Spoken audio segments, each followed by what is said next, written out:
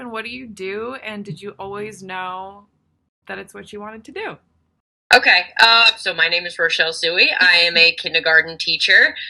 This is my second year teaching kindergarten, but my sixth year working in public schools. No, I did not ever plan to be where I am now. I think that subconsciously, some of my choices and experiences that I had kind of led me to that point. Kind of ironically, but no, I would not have dreamed that I would have ever have been a kindergarten teacher, but now it makes a lot of sense now that it's what I am, I guess. Looking back, you're like, duh, that why didn't I think of this earlier? But you had no idea the whole time. No, I resisted it for sure, for sure. Till it took you down. No, I'm kidding. Yeah, yeah, absolutely. So where do you teach? I teach at Dierigo Elementary School, which is in Western Maine. This is my last year there. Due to a personal situation, I'm moving from the area back to the mid-coast. I bought a home here, and I've been working on it during quarantine, actually, so I'm a little ahead of schedule, so I've benefited from this.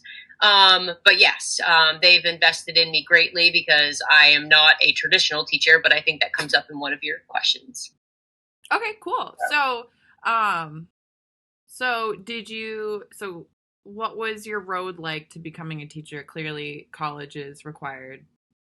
Right. I do have a bachelor's degree, but I have taken an alternative route to teaching because I did not go to school for education. I have 2 degrees in other things, political science and international studies. When I graduated, I moved to Western Maine for a period of time and needed a job. And so I started substitute teaching while I was figuring my life out a little bit and applying to grad schools. And then I got offered the ed tech position that was available as a Title I ed tech. So I applied for that and got it. And my boss definitely encouraged me from very early on working there to become a teacher. And they kind of, once there was an opportunity because of the teacher shortage and things like that, they kind of boosted me up and made it so I could get a waiver and things like that, which is not typically offered to teachers at all. So I had there was an opportunity for a teaching position, which a grade 2 teaching position, they wanted me to at least interview, but there ended up being other candidates that did work closer to certification. So they by state law, they're not going to hire somebody like me over that. Right. Then they had such high kindergarten teaching numbers and they needed a kindergarten teacher last minute that they immediately used that as an opportunity to move me in because they wanted me to be in a teaching position. And the state of Maine doesn't even, there's some schools that still do it, but they don't even really recognize ed tech 1s or 2s. Like you have to have a bachelor's degree to even be an ed tech. There was I guess right before I became an ed tech 3, I guess a couple years before that, there had been an overhaul of many ed tech 1s and 2s. And they were required to go back to school to become ed tech 3s to do the same job that they were doing, because that was the new required standard, I guess. But education is bureaucratic and messy, that's for sure. Yeah. I know.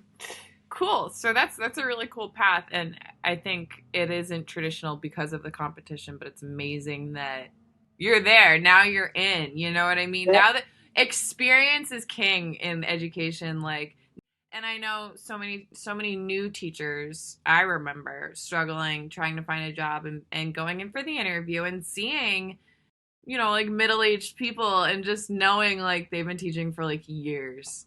And I'm going into this interview against someone who's been doing this for years. You know what I mean? But the fact that you got your foot in the door, I think that's really good advice. If just to know that ed techs are valuable positions too, to get your foot in the door. Absolutely. Network. Have you taken the praxis tests yet? I have taken the MAT to bypass Praxis 1. And I took Principles of Learning and Teaching, and I was scheduled to take my Praxis 2 in 2 weeks, and I haven't even studied because it's going to be rescheduled. But yeah, that's the last test, and I still have 2 years to do it, but nice. I'm trying to get it done right now because I know I'm going to be applying for jobs soon, and it'll look a lot better if I'm that much closer to certification or if I'm certified at that point, which I probably won't be by the end of the school year now, given the situation we're in, but that was the intention. Totally. And that's a test. So you didn't do any student teaching. You were, honestly, that's better. I remember student teaching and struggling, being like, wow, I literally can't make money. Like, I'm being in school full time. And then, or like also,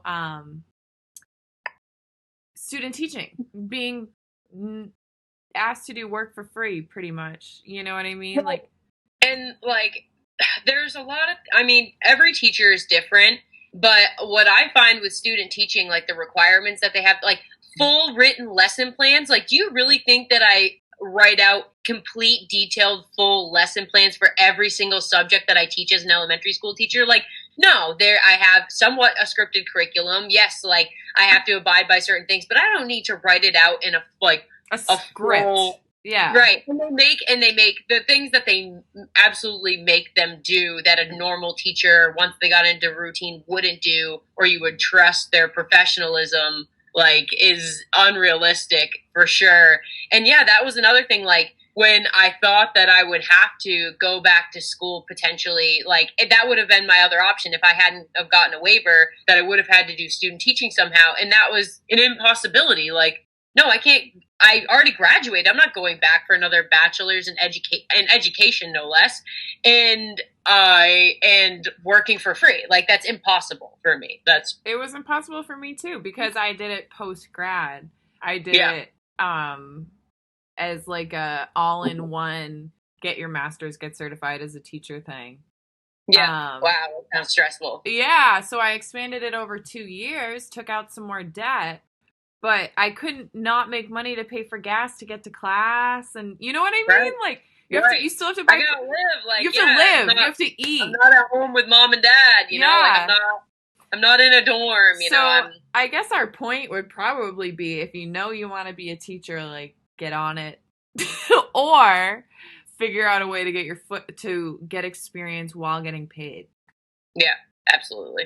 Yeah, I think that's good advice. I remember being like, and then they wanted me to drive an hour to work for free one way, and I'm like, no, this is not how this works. Lord, no. Yeah.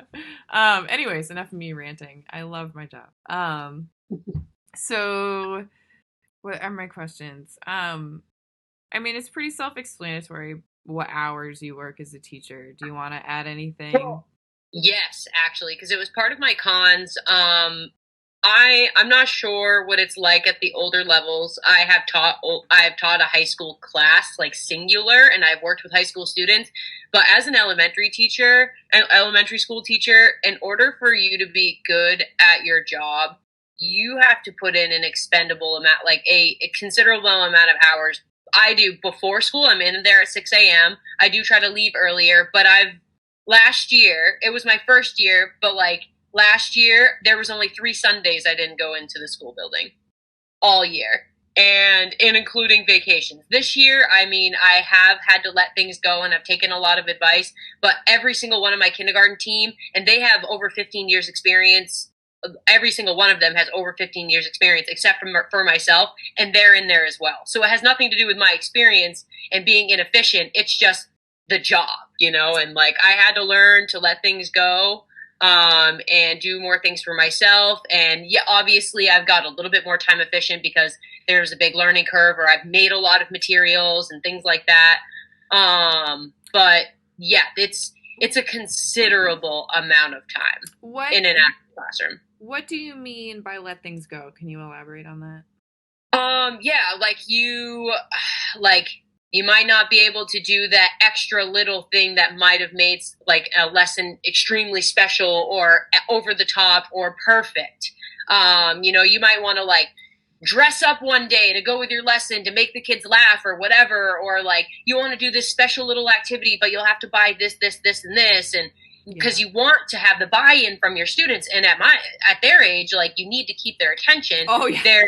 You literally have to do things in 15-minute increments, and like, you know, do the song and dance, and you're on all day. And sometimes it's like, all right, well, I wanted to do that thing, but I don't have time to prep that as well. Like Totally. I did my bare minimum lesson planning. I'm ready for the week, or maybe I still need to prep for Friday during the week and I'll get in there early to do so. Like things like that. Like instead of trying to plan for a whole week, I might be like, okay, nope, I'll do planning to Wednesday, and then Wednesday I'll be in here and a little in the afternoon and prep for the rest of the week and try to get through some stuff if I get ahead if I can. That's what I mean by letting things go.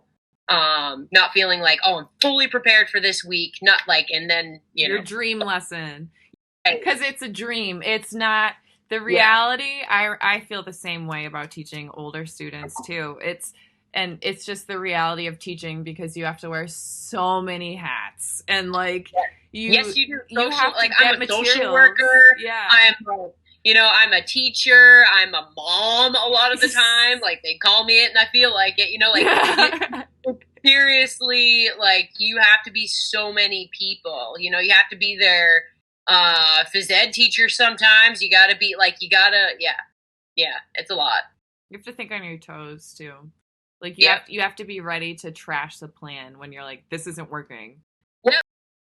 So we talked about your hours. Anything else about your hours? Do you enjoy having summers off? Do you do anything else in the summer? I do.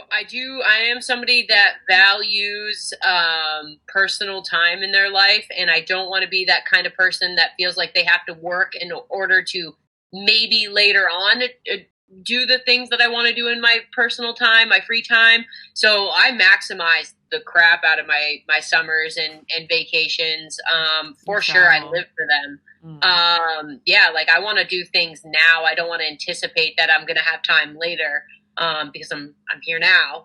So I do value that schedule, and even going forward with my career, I'm not looking to stay in public education, but I am looking to figure out how I can still maintain a somewhat seasonal job, because it's important to me. It might not be a priority for everybody, but it is for me.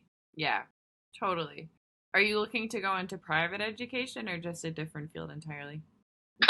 Actually, I am going to take a little bit of a break this year. I do plan, because I'm working on my house and everything, and I'm going to, I've applied to a couple of places to teach English online that have pretty good rates. And I know I'll be losing benefits and things like that, but I would like to, I want to move to Mexico for the winter, because as many winters as I don't have to in my lifetime, I don't want to be in Maine. So I figured this is like a good time in my life for transition. I mean, I am still looking for jobs in the area in the event that I find something that fits. I am looking into, private schools. I've looked into Montessori programs. I have looked into other, I want to figure out, I have ideas, and I've done a lot of research on what personal philosophies that I would like to implement in my classroom. But I haven't really adopted one, so I would like to explore other options. Totally, but within education, within working with children, Yep. You wouldn't be like, I'm going to be a mechanic, you know what I mean? Like you're in the same. I'm becoming a truck driver. Yeah, that's so cool. I love this because I'm trying to get them to really think about what kind of life do you want besides just your job, and you seem to you love your job, but you also love your time off, and you have this whole other incentive. Yeah, I'm not just my job. Yeah. It felt like that the first year, and it does consume your identity a little bit, because you care about your students, and you come home and you're like, honey, this kid did this, and you're frustrated. And last year I had a classroom full of, I had 5 girls and 12 boys last year. You have these moments with kids, or kids are not doing well. I've had kids deal with homelessness, and you got to pack them food in their bags, and you got to sneak clothes into their stuff or wash their clothes, and all these little things. And you're going home, and that doesn't turn off. If you're a human being, those things don't end. So that it does become kind of your identity. But I'm really trying to be more than just that. With my personal time too. I have other goals as well, personal goals. It's good to have personal goals and career goals, I guess. Favorite parts of your job, what makes it for you? What makes it for me, I have a very specific answer that I tell everybody. And the reason why I fell in love with being a kindergarten teacher specifically, or early elementary specifically, is because I'm an intrinsically motivated person, but nothing motivates me more than working with students that you can clearly see the progress of almost daily, even hourly sometimes. Like, socially, emotionally, and academically. Like, I watch a kid go from like crying his eyes out on the first day of school because he has so much anxiety to a confident young boy. You know what I mean? Or like a kid that always screamed because he didn't know how to zip up his jacket can do it all by himself and he's proud. Like, those little things are just like cool to me. Yeah. Very cool.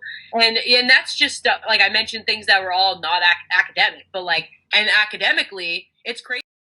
You start looking back and you're like, oh yeah, I know.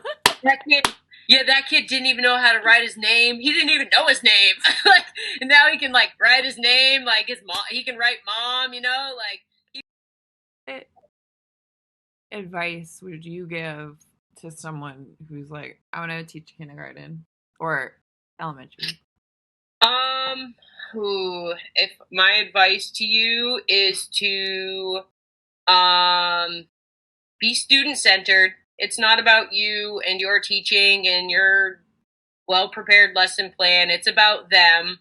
And if you see things not working out, that you need to use your professional discretion to do what's best for your students.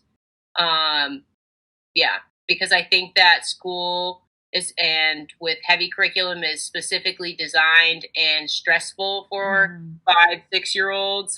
It's a very heavy day, and you got to be aware of their social and emotional well-being too. Curriculum and things like and assessments and all those things can wait. Like, their potential anxiety or other issues while they're learning how to communicate those emotions are, I think, more important.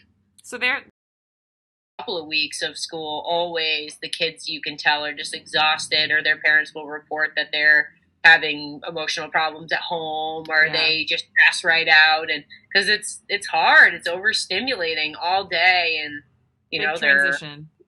They're socially pressured all day and other things. It's a lot stressful.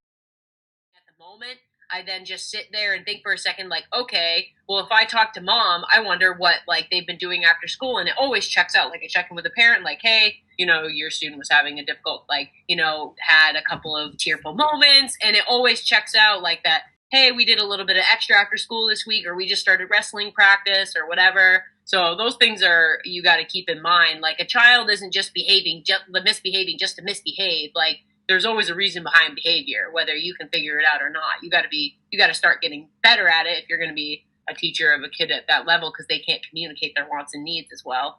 Yes, and I think that says something about communication with parents and reaching out to parents, being on the same page with their parent, because you're all like their cheerleaders in a way, or like, you know what I mean? Like, you're all trying to do the same thing, and like parents have an insight to things that you might not know. You know a lot about these kids, but like the parents end up having an insight sometimes that you wouldn't have known otherwise if you don't use them as a resource and communicate with them.